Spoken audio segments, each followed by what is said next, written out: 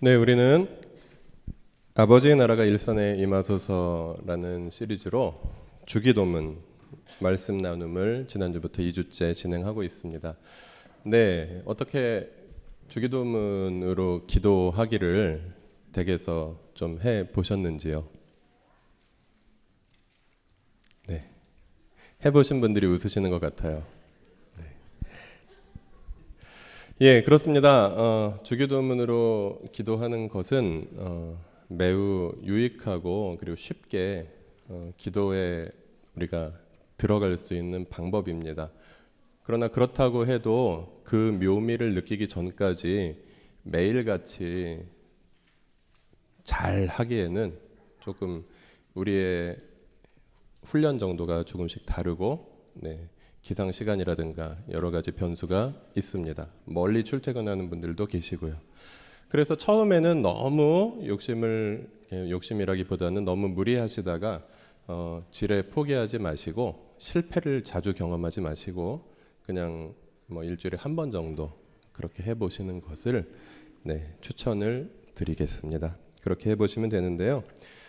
그러면서 알면 알수록 이 주기도문, 하늘에 계신 우리 아버지의 이름이 거룩히 여김을 받으시오며 이렇게 기도하는, 우리가 계속해서 기도해 왔던 이 주기도문이 참 함부로 할 수 없는 기도구나 라는 사실을 생각하게 됩니다. 우루과이의 어떤 성당에는 제가 기회가 되면 한번 가보고 싶은데 가봐도 그 문자를 못 읽을 가능성이 매우 높긴 하지만 이런 글이 쓰여 있다고 합니다. 하늘에 계신 이라고 기도하지 말라. 같이 읽으실까요? 세상 일에만 관심 두고 있다면 우리라고 말하지 말라. 너 혼자만을 위해 살고 있다면 아버지라고 부르지 말라. 아들 딸처럼 살고 있지 않다면 아버지의 이름을 거룩하게 하시며 라고 기도하지 말라. 입술로는 하나님을 부르지만 마음은 멀리 있다면 아버지의 나라가 오게 하시며 라고 기도하지 말라. 하나님 나라와 세상 나라를 혼동하고 있다면 아버지의 뜻이 땅에서도 이루어지게 하소서 라고 기도하지 말라. 그 뜻을 위해 고통받을 각오가 되어 있지 않다면 오늘 우리에게 일용할 양식을 주시고 라고 기도하지 말라. 배고픈 사람들에 대해 아무런 관심이 없다면 우리가 우리에게 잘못한 사람을 용서한 것 같이 우리 죄를 용서하여 주시고 라고 기도하지 말라. 누구에겐가 아직도 앙심을 품고 있다면 우리를 시험에 빠지지 않게 하시고 라고 기도하지 말라. 죄 지을 기회를 찾아다니고 있다면 악에서 구하소서라고 기도하지 말라.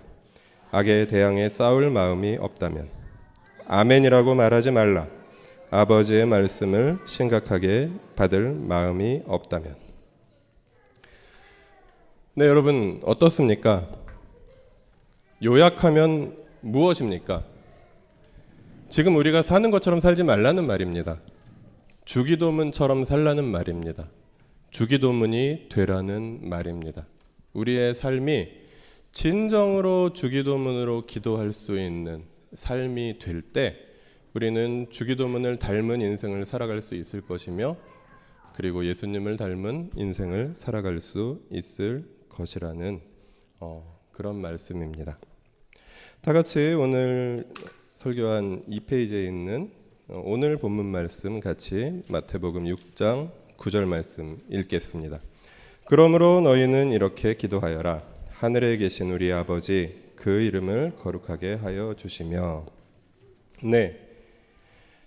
지난주에는 서론에 해당하는 말씀이었고 그리고 이번 주부터 주기도문으로 드리는 기도가 본격적으로 시작됩니다. 주기도문에는 기도문이 7개가 나오고요.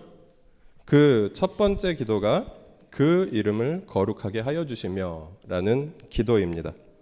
그런데 재미있는 것은 주기도문의 첫 번째 기도가 참 알쏭달쏭하다는 사실입니다. 이 기도는 하나님을 위한 기도라는 사실입니다. 우리는 흔히 기도라는 것은 어려운 사람을 위해서 그리고 내가 좀 어려울 때 기도하는 것이라고 많이 생각합니다. 그래서 어려울 때는 조금 더 기도하는 경우가 많이 생기기도 합니다. 그런데 오늘 본문을 보니까 하나님을 위해서 기도하는 것으로 주기도문이 시작된다는 것입니다. 우리가 하나님을 위해서 기도를 해드려야 할까요? 우리가 주말 금요일이나 토요일 저녁에 가정교회 모임을 하면 기도 제목을 나눕니다. 하나님도 기도 제목이 있으실까요? 예, 주님께서 가르쳐 주신 기도, 주기도문은 하나님을 위한 기도로 시작하라고 우리에게 가르치고 있습니다.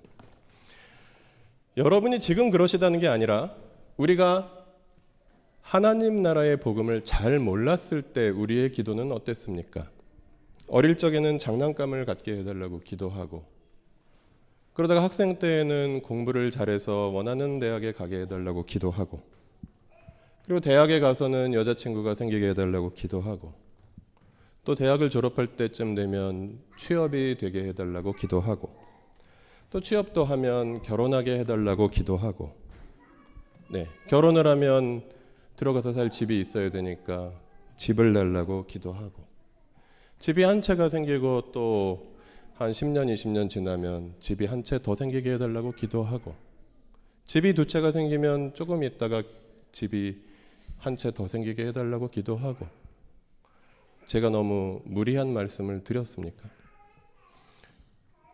집이라는 단어에 다른 것을 채워 넣는다면, 우리가 그 어떤 미사여구를 동원해서 하나님을 설득한다 하더라도 결국 따지고 보면 그런 기도를 드려왔던 것이 하나님 나라 복음을 제대로 모르던 우리의 기도가 아니었을까 생각합니다. 그런데 그나마도 다행스러운 것은 그런 것들을 위해서, 우리의 의식주, 일상의 필요들을 위해서 우리가 그래도 기도할 수 있었다면 다행이었다라는 것이죠. 그러한 기도는, 일상의 필요나 생존을 위한 기도는 결코 잘못된 것은 아닙니다. 그 기도도 소중한 기도입니다. 그래서 조금 더 이렇게 나아가다 보면은 일용할 양식을 우리에게 주십시오라고 주기도문에도 그 기도문이 나오는 것을 우리는 알고 있습니다.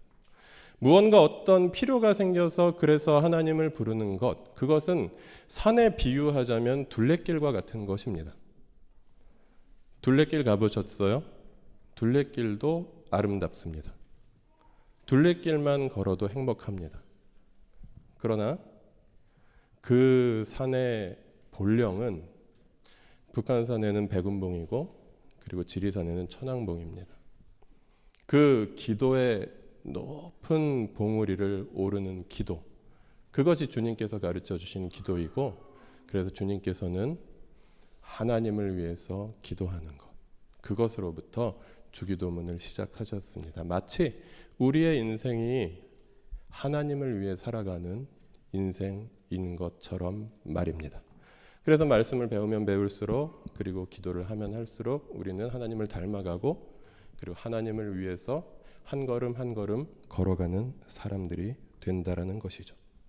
그래서 주기도문의 첫 번째 기도는 자기 중심적 기도가 아니라 하나님 중심의 기도라고 우리는 할 수 있겠습니다. 그런데 그 내용이 참 또 재미있습니다. 먼저 아버지의 이름이, 그 이름이, 당신의 이름이 거룩하게 하여 주십시오 라고 그렇게 기도하고 있습니다. 가장 먼저 하나님을 위해서 기도하는 그 기도가 이름을 위한 기도라는 사실입니다. 이름은 그 사람 자체입니다. 여러분도 이름에 뜻이 있으시죠? 저도 뜻이 있습니다. 제 이름은 세 글자인데요. 긍정적이고 그리고 빛나고 크다라는 뜻을 가지고 있습니다. 세 글자 중에서 마지막 글자 석자만 그 이름이 저에게 좀 정확하게 적용되는 것이 아닌가 생각합니다.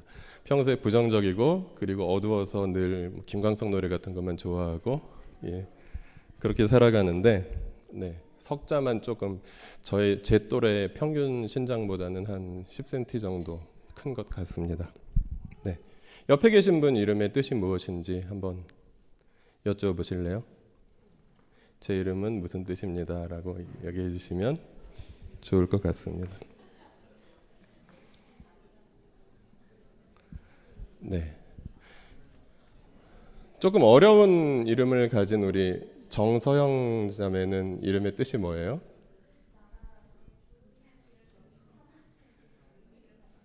예, 나라 안에 좋은 향기를 널리 펴라. 네, 멋진 이름이십니다. 그럼 주영 자매님은 어떤 뜻이에요? 아, 나라 안에 구슬의 향기를 널리 펴라. 네, 굉장히 보배로운 그런 이름인 것 같습니다. 그렇습니다. 우리도 그렇게 이름마다 뜻이 있고요. 그리고 이름이 바로 우리를 규정합니다. 그래서 이름이 마음에 들지 않으면 이름을 바꾸기도 하고요. 네. 그렇게 또 이름대로 되기도 합니다. 제가 석자가 그 석사학위 할 때 석자예요. 저는 가끔 아버지한테 불만이 있기도 합니다. 형 박이라고 지어주시지 왜 형 석이라고 지어주셨을까 하는 그런 생각도 드는데요. 이름은 그래서 그 사람 자체 그리고 그 사람의 인격을 이야기합니다. 그런데 기독교에서 특히 성경에서도 보면 사람의 이름의 의미를 굉장히 중요시합니다. 예수 무슨 뜻입니까? 예수 그리스도라는 뜻인가요? 구원이라는 뜻이죠. 네. 임마누엘 무슨 뜻입니까? 하나님이 우리와 함께 계시다. 메시아는 무슨 뜻이죠? 기름을 붓다, 기름 부음을 받다 그런 뜻이죠. 네, 이렇게 그 이름의 의미가 성경에는 그 이름 자체가 메시지이기도 하고요. 그 이름으로 하나님께서는 우리에게 말씀하십니다. 예수님의 제자들의 이름들이나 뭐 베드로, 반석, 네. 등등의 여러 가지 이름의 뜻이 있고 그 뜻을 잘 풀어보면 하나님께서 우리의 인생에 무엇을 원하시는가를 또 엿볼 수 있습니다. 그런데 그런 이름 중에 성경에서 가장 존귀한 이름, 그 이름이 하나님입니다. 당신의 이름이. 여러분 하나님의 이름이 뭔지 아십니까? 뭔지 아시지만 말할 수 없는 게 맞습니다. 우리가 그 하나님의 이름에 성경에 나오는 하나님의 이름의 음가를 따져봤을 때 YHWH라는 자음이 들어갔을 것으로 추측은 하지만 구약 성경에서 그리고 유대교의 역사에서 하나님의 이름을 직접 입으로 사람들이 부른 적이 없습니다.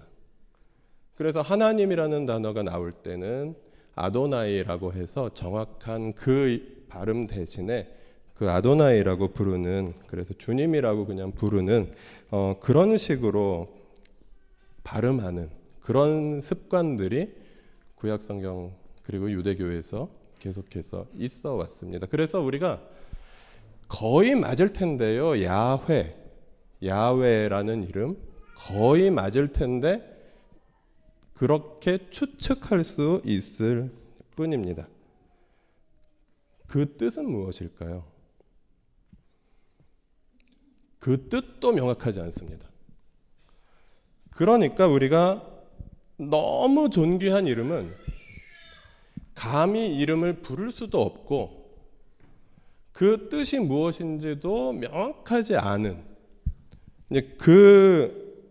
그렇게 존귀한 하나님의 그 성품을 그 이름이 담고 있습니다.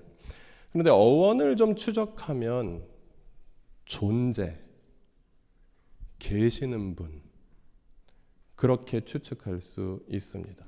하나님은 존재 그 자체이시며 이 세상에 존재하는 모든 것들 위에 가장 존귀한 분이시다라는 의미를 구약 성경은 말하고 있고, 그리고 그 의미를 유대교 전통에서 계속해서 지켜왔고 또 기독교 전통에서도 그것을 받아들이고 있습니다. 그 존귀한 이름이 마땅히 존귀히 여김을 받으소서. 거룩히 여김을 받으소서, 거룩하게 하여 주소서라는 기도가 주기도문의 첫 번째 기도입니다. 그래서 거룩히 여김을 받으소서라고 우리가 개역 성경이 번역하고 거룩하게 하여 주소서라고 새번역 성경이 번역하는 그 동사는 하기야조라는 동사인데, 거룩하게 하다, 구별하다, 성별하다 라는 동사입니다. 그런데 그것이 주기도문의 헬라어 원문에서는 수동태로 사용됐습니다. 그래서 거룩히 여김을 받다라고 되는 것이죠. 거룩하게 되십시오, 거룩하여 지십시오, 거룩히 여김을 받으십시오. 그러니까 이것을 다른 말로 좀 바꾸어서 표현해 본다면, 주님의 이름이 높임을 받으십시오, 존귀를 받으십시오, 영광을 받으십시오, 존경을 받으십시오 라고 기도하는 기도라는 것을 우리는 말씀을 통해서 배울 수 있습니다. 그래서 우리는 또 지난주에 배운 말씀과 계속해서 이어져 갈 때 하나님은 어떤 분이신가를 조금 더 알게 되었습니다. 하나님은 하늘에 계신 분이십니다. 하나님은 우리 하나님이십니다. 그리고 하나님은 아버지이십니다. 그리고 오늘 본문은 하나님께서는 지극히 존귀하시며 지극히 존귀히 여김을 받으셔야 마땅한 분이라는 사실을 우리에게 말씀하고 있습니다. 그래서 주기도문의 첫 번째 기도를 드리는 우리는 지극히 존귀하신 하나님, 그분이 지극히 존귀하심을 받을 수 있는 인생을 살게 해주십시오. 우리의 인생을 통해서 지극히 존귀하신 그분께 지극히 존귀한 그 영광을 드리게 하여 주십시오 라고 기도할 수 있는 특권을 가진 사람들이다. 그리고 그것을 살아낼 수 있는 사람들이라고 성경은 말하고 있습니다. 그런데 문제는 하나님께서 지금 존귀히 여김을 받으시고 계시냐라는 사실입니다. 하나님의 이름이 거룩히 여김을 받고 계시는 현실이냐라는 질문을 우리는 던져보아야 한다라는 것이죠. 하나님의 이름이 혹시 모욕당하고 있지는 않은지, 하나님의 이름이 우습게 여김을 당하고 있지는 않은지. 왜 미국 영화 같은 것을 보면 욕할 때 하나님이나 예수님 이런 단어가 들어가지 않습니까? 뭐 그 단적인 예를 꼭 들지 않는다고 해도 오늘 이 시대에 이 땅에서 하나님은 과연 존귀히 여김을 받으시고 계신가? 우리가 가슴 아프게 질문해야 하는 질문입니다. 그런데 하나님 욕할 때 하나님이라는 단어나 예수님이라는 단어를 사용하는 그 하나님을 사랑하지 않는 사람들이 문제가 아니라 성경은 하나님의 백성이라고 하는 우리들, 하나님의 백성이라고 자칭하는 우리들이 과연 하나님께 제대로 하나님의 이름을 거룩히 해드리고 있는지 묻고 있다는 사실입니다. 에스겔서 22장 24절부터 27절까지 같이 읽어볼까요? 사람아, 너는 유다 땅에 이렇게 말하여라. 유다 땅아, 너는 진노의 날에 더러움을 벗지 못한 땅이요 비를 얻지 못한 땅이다. 그 가운데 있는 예언자들은 음모를 꾸미며 마치 먹이를 뜯는 사자처럼 으르렁댄다. 그들이 생명을 죽이며 재산과 보화를 탈취하며 그 안에 과부들이 많아지게 하였다. 이 땅의 제사장들은 나의 율법을 위반하고 나의 거룩한 물건들을 더럽혔다. 그들은 거룩한 것과 속된 것을 구별하지 않으며 부정한 것과 정한 것을 구별하도록 깨우쳐 주지도 않으며 나의 안식일에 대해서는 아주 눈을 감아버렸으므로 나는 그들 가운데서 모독을 당하였다. 그 가운데 있는 지도자들도 먹이를 뜯는 이리떼와 같아서 불의한 이득을 얻으려고 사람을 죽이고 생명을 파멸시켰다. 네, 수고하셨습니다. 이어서 이 모독당하신 하나님께서 그 모독당하신 자신의 이름을 어떻게 회복하실지를 말해주고 있는 에스겔서 38장 말씀 같이 읽겠습니다. 그러므로 너는 이스라엘 족속에게 전하여라. 나 주 하나님이 이렇게 말한다. 이스라엘 족속아, 내가 이렇게 하려고 하는 까닭은 너희들을 생각해서가 아니라 너희가 여러 나라에서 흩어져서 가는 곳마다 더럽혀 놓은 내 거룩한 이름을 회복시키려고 해서다. 너희가 여러 나라에 흩어져 살면서 내 이름을 더럽혀 놓았으므로 거기에서 더럽혀진 내 큰 이름을 내가 다시 거룩하게 하겠다. 이방 사람들이 지켜보는 앞에서 너희에게 내가 내 거룩함을 밝히 드러내면 그때야 비로소 그들도 내가 주인 줄 알 것이다. 나 주 하나님의 말이다. 내가 너희를 이방 민족들 가운데서 데리고 나아오며 그 여러 나라에서 너희를 모아다가 너희의 나라로 데리고 들어가겠다. 아멘. 본문에서 모독당하고 계신 하나님, 그 하나님을 모독하고 있는 사람들은 누구입니까? 예언자들, 그리고 제사장들, 그리고 백성의 지도자들입니다. 저 하나님을 알지 못하는 이방 백성들이 나를 모욕하였다라고 하나님께서 말씀하시는 것이 아니라 바로 나를 사랑한다고 말하는 너희들이, 나에게 꼬박꼬박 레위기 율법을 잘 지켜가면서 예배를 드리고 있는 너희들이 그 형식적인 것은 제대로 하고 있는지 모르지만 너희들의 마음이 나에게서 떠났기 때문에, 그래서 가난한 자들을 돌보지 아니하고 정의를 행하지 않고 있는 너희들의 그 악한 마음 때문에 나는 너희들로부터 모독을 당하였다 라고 그렇게 하나님께서는 말씀하고 계신 것입니다. 근데 우리가 주기도문을 배우고 있는 이 마태복음은 유대인들을 주로 독자로 해서 기록된 말씀입니다. 유대인들이 예수님께서 주기도문을 가르치시는 내용을 들었을 때 당신의 이름이 거룩히 여김을 받으십시오라고 예수님께서 기도해 주시는 그 이야기를 들었을 때 당연히 성경을 제대로 배워온 사람들은 에스겔서의 이 말씀이 생각났을 것이라는 것이죠.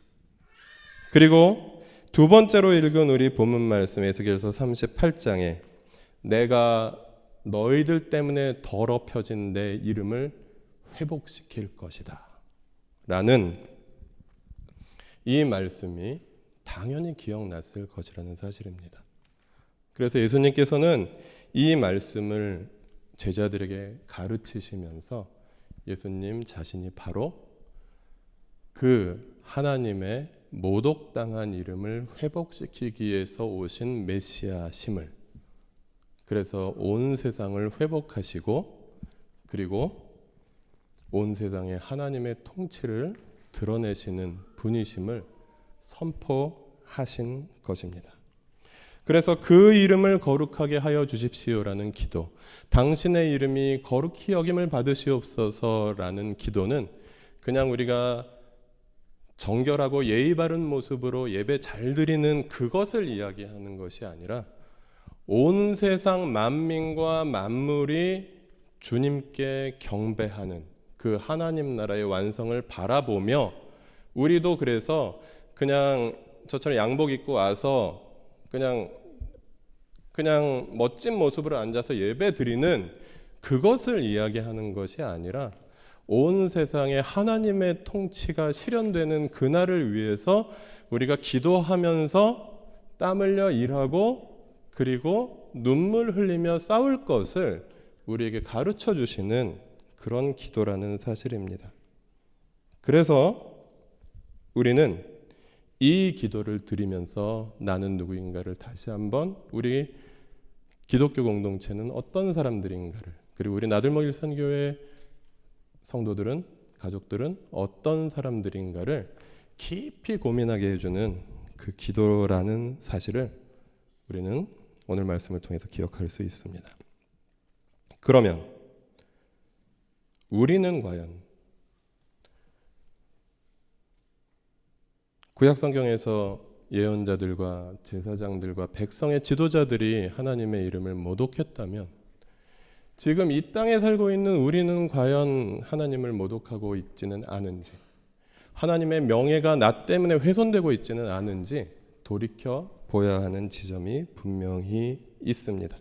그래서 우리는 이렇게 기도할 수 있습니다.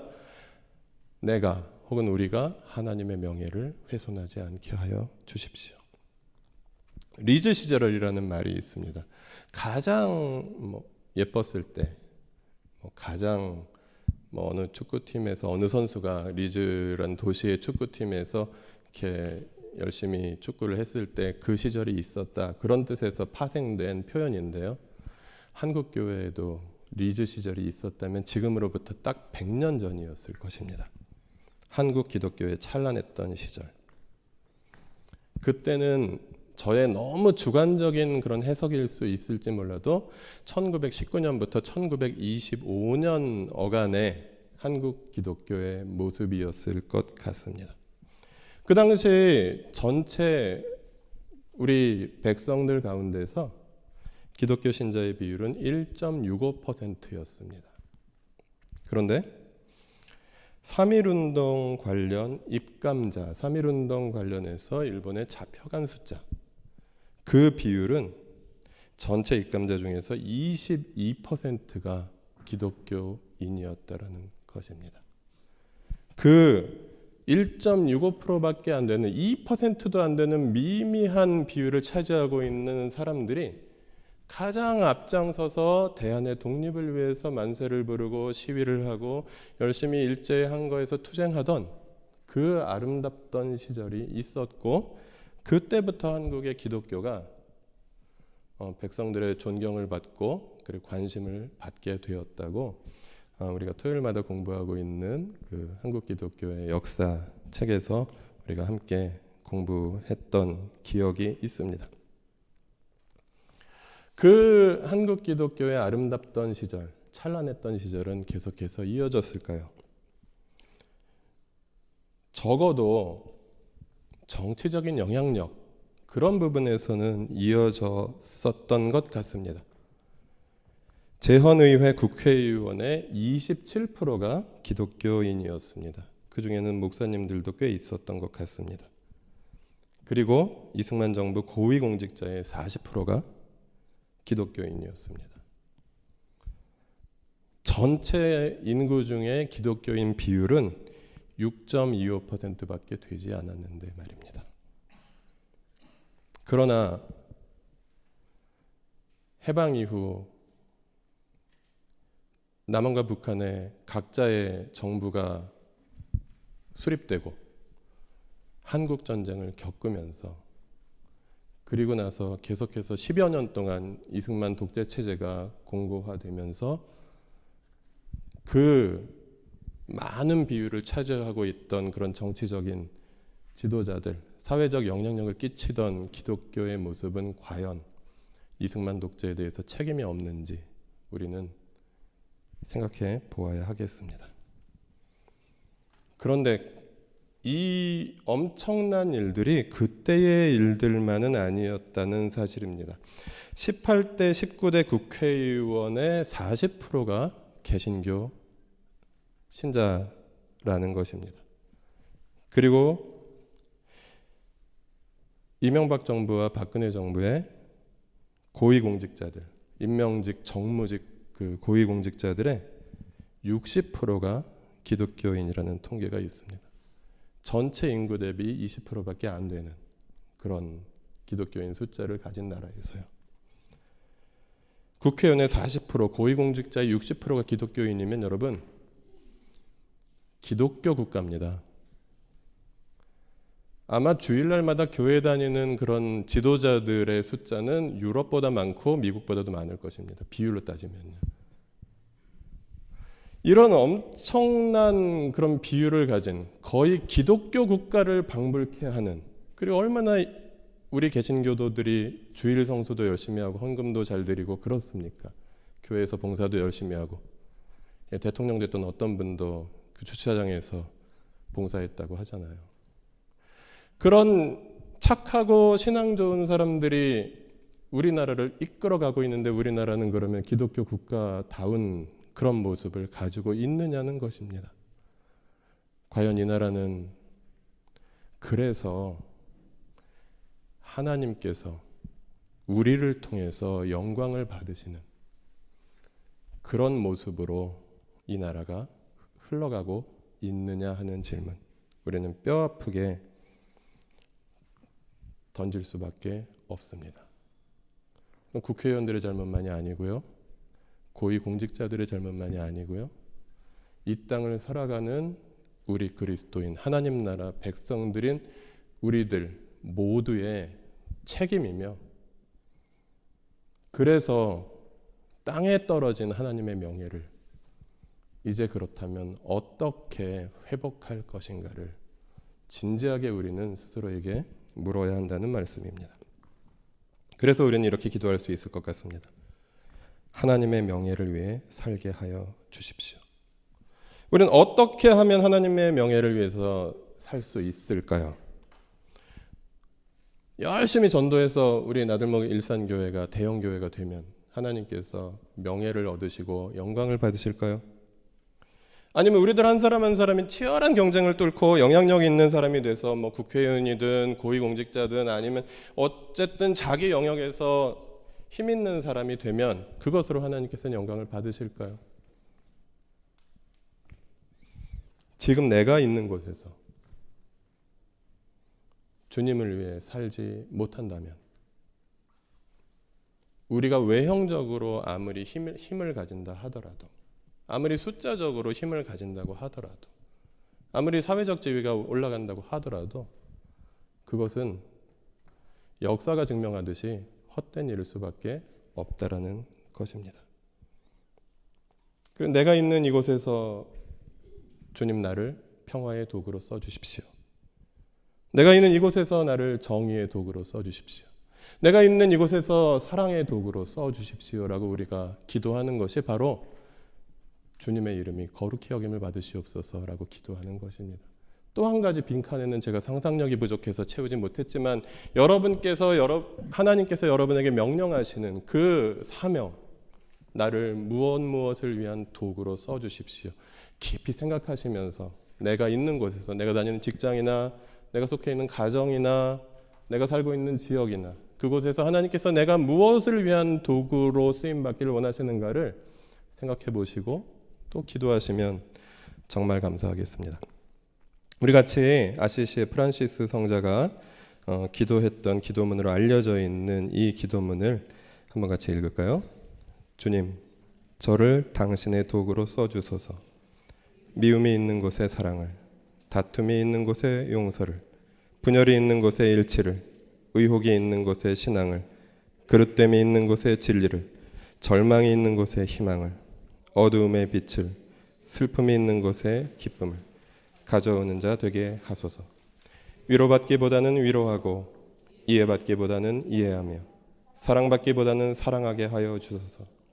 우리는 줌으로써 받고 용서함으로써 용서받으며 자기를 버리고 죽음으로써 영생을 얻기 때문입니다. 그렇다면 우리는 어떻게 기도하고 어떻게 살아가야 하겠습니까? 우리의 일상생활 모든 영역에서 우리는 하나님의 명예를 위해서, 그리고 더 나아가서 땅에 떨어진 하나님 명예의 회복을 위해서 살아가야 한다라는 것입니다. 조금 있으면 이번 주 수요일에 투표하는 날이 또 돌아오는데요. 여러분, 이 투표를 어떻게 하실 것입니까? 우리가 작년 말경에 우리 정치의식 설문조사도 해보고 그렇게 나온 통계를 볼 것 같으면 여러분이 이상한 투표를 하리라고는 전혀 생각되지 않습니다. 그러나 투표를 꼭 하실 것인가 라고 확신은 할 수 없을 것 같습니다. 그러나 이 선거에 참여하는 자세도 하나님 명예의 회복을 위해서 우리가 참여해야 할 것이고요. 뭐 정치 문제뿐만 아니라 모든 면에서 내가 살고 내가 존재하는 그 방식이 존재 그 자체이신 하나님이 가장 존귀한 높임과 영광을 받기 위해서 내가 선택하고 내가 한 걸음 한 걸음 걸어가는 삶이 되어야 하겠다라는 것입니다. 4.16 참사 2주기가 이제 이번 주 토요일로 돌아옵니다. 아무것도 밝혀지지 않았고 2년이 지났지만 진상조사도 채 끝나지 않은 이러한 답답한 상황 속에서 그리스도인이 있어야 할 것은 어디이고, 그리고 그리스도인이 기도해야 될 내용은 무엇인가 깊이 고민하시면서 하나님의 명예를 위한 선택, 하나님의 명예를 위한 발걸음들을 우리가 함께 걸어갔으면 좋겠습니다. 우리는 그래서 담대히 이 기도를 드릴 수 있습니다. 이 보잘것없는 나를 통해서 하나님 명예를 회복하십시오. 우리 공동체, 이 보잘것없는 공동체를 통해서 하나님 명예를 회복하여 주십시오. 우리가 이전까지 신앙생활했던 교회와 우리는 다르다라고 자위하는 사람들이 아니라 이 한국에 아직도 많이 있는 이 한국 교회가 하나님의 명예를 회복시켜 드리는 교회가 되게 하여 주십시오. 라고 우리가 기도할 수 있어야 하겠습니다. 그리고 온 세상의 그리스도인들과 함께 하나님의 명예를 회복시켜 드리는, 그래서 하나님의 그 존귀하신 이름이 마땅하고 합당한 존귀를 받으시는 그 삶을 기도하며 살아가는 그런 하나님께서 기뻐하시는 하나님 나라의 백성들이 되라고 오늘 주님은 우리에게 말씀하십니다. 다 같이 결론 아래에 있는 이 기도문 다시 한번 기도하고 말씀 나눔 마치도록 하겠습니다. 이 보잘것없는 나와 우리 공동체를 통해 당신의 명예를 회복하소서.